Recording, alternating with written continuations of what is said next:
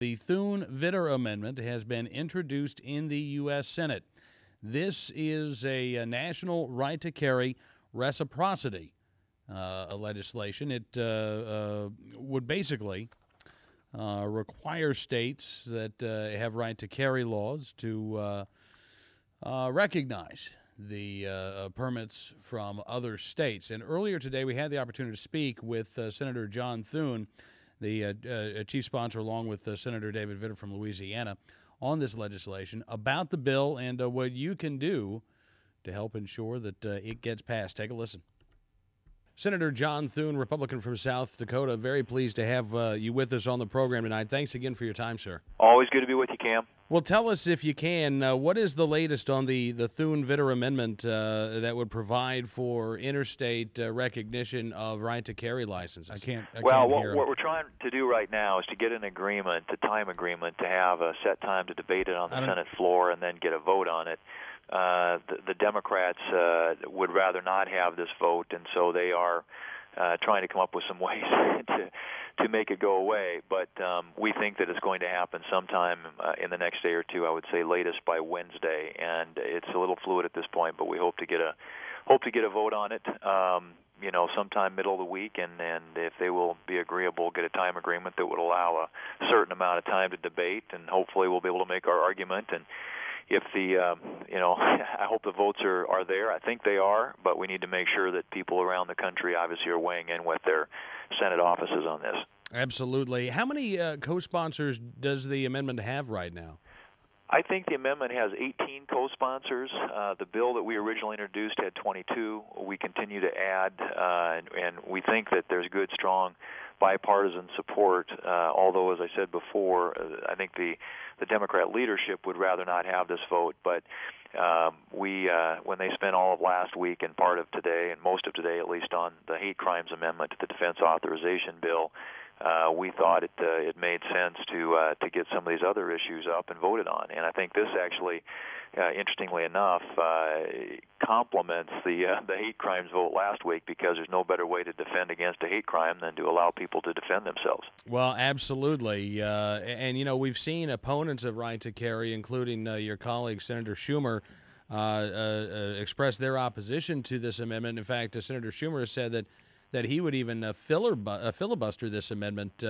What are the chances of that happening, you think? Well, I think he probably would do that.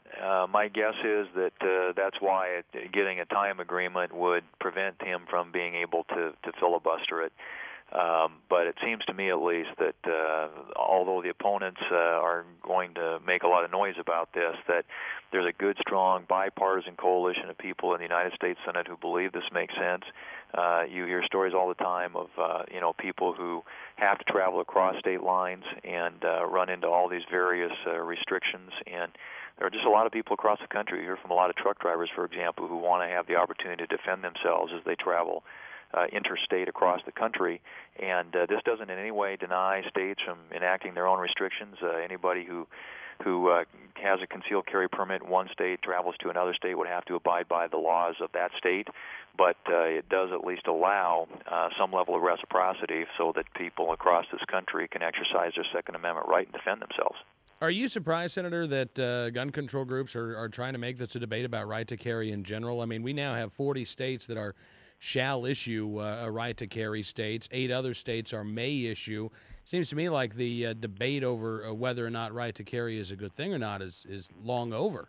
Well, I think it is, and I think the data and the statistics bear out the fact that when you do allow people the right to defend themselves, that it has a deterrent against crime. And you see anecdotal cases of that. You see, the empirical evidence shows that. And I think that's why a lot of states have adopted right to carry legislation in the individual states. And I know that some of the anti-groups and the opposition groups are gearing up trying to make it a fight about that.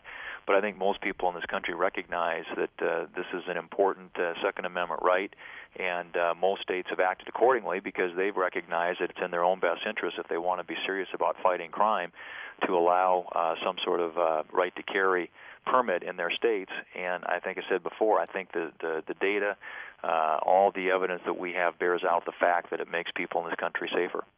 So again, what can gun owners, what can supporters of right to carry do right now to make sure that that their senators know how they feel?